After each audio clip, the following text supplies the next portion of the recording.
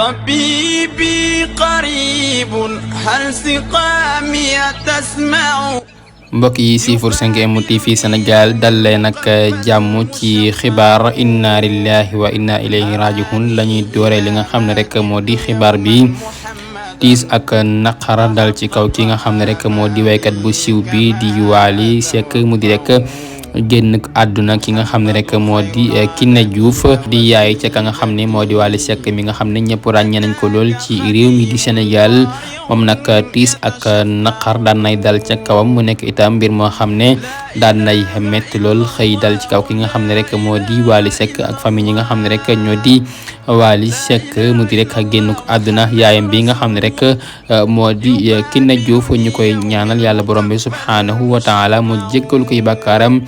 te xare ko aljana ya gën a kawe waa groupe 5M TV Sénégal di leen ko jaal di ko jaal ay mbokkam di ko ñaanal yàlla borom bi subhanahu wa taala mu xare ko aljana.